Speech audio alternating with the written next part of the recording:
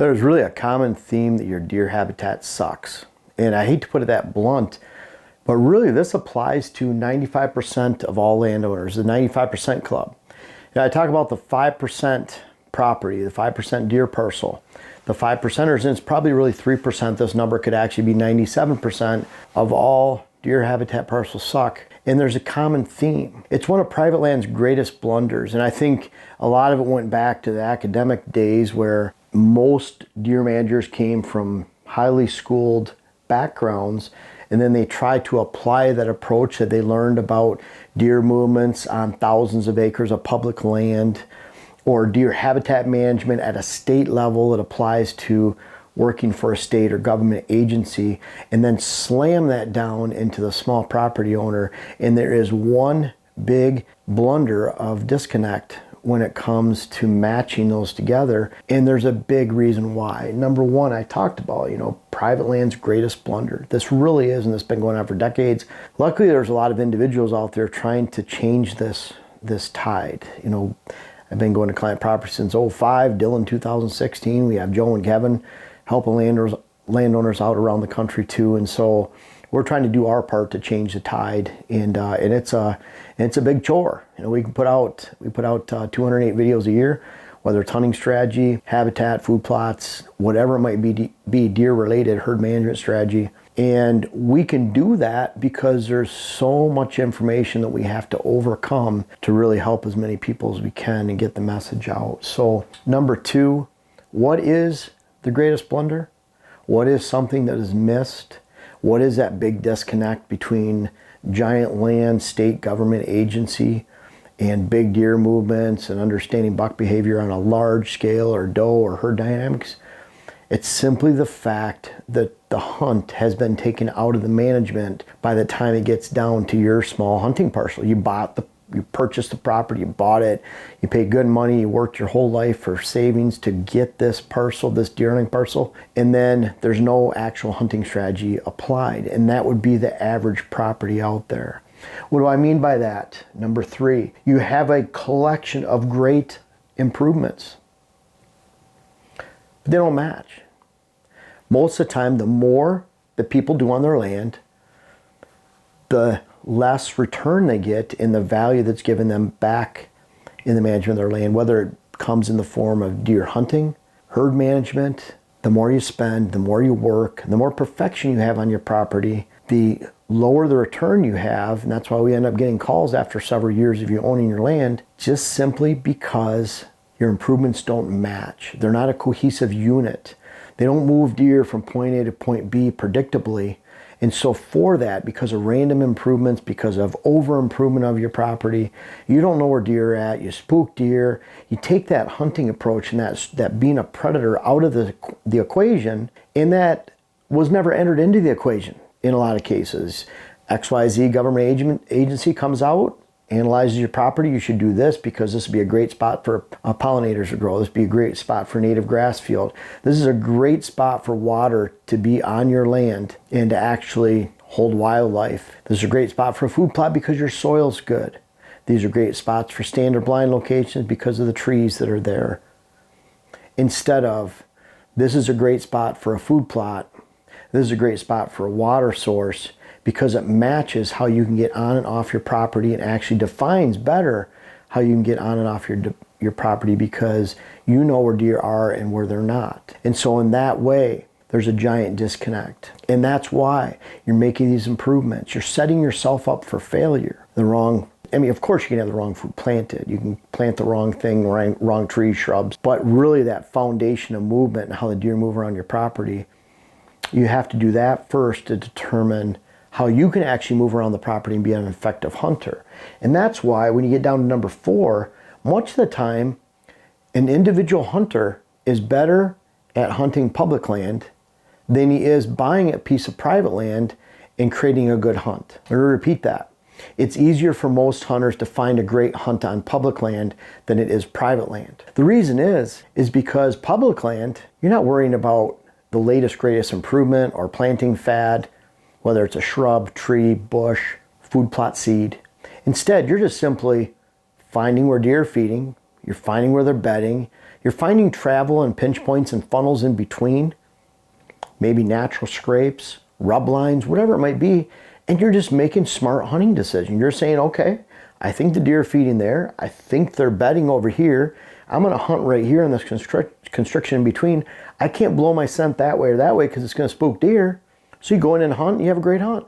Maybe you see smaller deer, maybe you see bigger deer. Public land varies so great. I hear all the time, public land hunting is oversaturated, it's too bad. I see less and less. I find, and the only reason I say that is because we go to so many clients per year that have public land right next door to them, and no one hunts it, and there's incredible deer living on those public land locations, little hot spots all across the country. But bottom line is you make smart decisions, you're keeping the hunt in your plan, and you go out and execute and you have a great hunt. So different when you look at private land, because with the private land, you're just, again, planting the latest, greatest fad. You're building a great food plot, excuse to buy a tractor. All of a sudden you have really pretty plots and you have no deer because they're all at night. It's a nocturnal property where you were a really good hunter on public land. And that's why, number 5, the lowest hole in the bucket of all private land and private land management. And I'm talking parcels from 5 acres to 1,000, 1,200. You have to keep the hunt and how that land is hunted into the equation first. It is the lowest hole in the bucket. Not timber stand improvement, not having a water source, not having great high dollar timber. That's actually a bad thing. Scent management, who cares if you're doing it right? If you're on public land, if that's where the deer are feeding, and that's where they're bedding, and you're hunting on this funnel in between, and you're not blowing your scent to where the deer are coming from or going to, you're gonna have a great hunt even if you smell like a pig, because you're not blowing your scent towards the deer. We forget about all these really important critical steps of access, keeping quiet, sight, sound, scent. We allow the deer to hear us, see us, and smell us. On private land, where we do a great job on public land, if not. That's why it's really hard if you're just used to hunting public land or big timber and not having a lot of people around you, and all of a sudden you're slammed into a private land situation because you think that's gonna be your golden ticket towards great big deer that you're gonna shoot because you see that on the outdoor channel. You get that property, you spend tens of thousands of dollars, you buy a bunch of equipment, you spend a lot in seed, and all of a sudden you're kind of wishing you went back to your public land days because you haven't addressed the lowest hole in the bucket first. I mean, you haven't considered how the land is hunted first before you match this with all these deer habitat improvements that only exacerbate the problem if you don't cover the lowest hole in the bucket first. We have a gaping hole. And 95 to 97% of all deer habitat parcels out there. I would venture a guess, I'm hoping that a lot of you, because you're following this channel, you're more in the 5% club, and then the 95 to 97% club that is the average deer hunting parcel out there. Really focus on how your land is hunted, and what you'll find is that as long as you focus on how your land is hunted, how you can get on and off the property using what you have, doing that first is better than doing any one of these other ones first, because then you can actually hunt the land. It might be a random chance. You're not educating the deer. You can actually have a good hunt just like you hunted out on public land. Consider that. It is the lowest hole in the bucket of deer hunting, deer property, deer herd management, habitat management, whatever you call it. If you don't consider how your land is hunted first and apply appropriate and quality hunting strategy to your land first, then you're never going to succeed no matter how much money you spend. You're better off truly going back to hunting public land.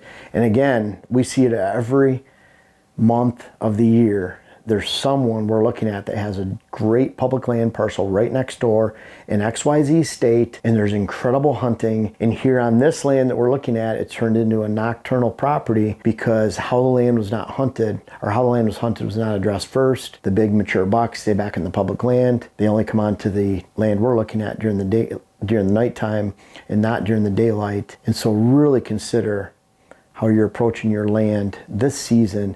And the cool thing about all this, just like going into public land and finding a great place and having a great hunt within just a couple scouting trips and really getting to know the land and going out there and paying attention to all the things that you need to, you can turn a private land parcel around just as fast with a better plan and a better strategy that addresses how the land is hunted versus what you can buy, what you can plant, and how perfect it is none of it matches how the land is hunted, which is your ultimate goal. You know, and hopefully the ultimate goal of you that are watching this video, and hopefully all these videos that we have help you out a great deal. And I can add, you know, we have all of these videos are free. You can watch them. You don't need to buy anything from me. If you want to buy anything, we have our food plot book, How to Design Your Private Land Parcel, my first book, the red book that started it all, the green book, the food plot book, Hunting Mature box, all weather whitetails, and then of course my web class series that takes you through the steps of how to design your property. We have a complete food plot web class, and then certainly how to hunt the rut. And we have another one coming later this year. We have full plans and intentions of finishing this. We're shooting in June, right, Dylan? Yep. Shooting in June, but we'll be really focusing on hunting hills and thermals and putting out that web class. Can't wait to bring that to you before hunting season. The bottom line is, don't take the hunt out of your deer hunting habitat. Folks, I want to make sure you check out my web class video series, whether it's how to design your food plot program or how to design your property in general. And we have a new one coming out that'll be how to hunt the rut. But these bucks back here are a testament. Some of these bucks go back to 93. They're even in different states. I urge you to check out those web classes that you can help yourself, help your land, help your hunt. The link is in the description. And also for those that have tried them out, I encourage you to offer some feedback in the comments below. Thank you.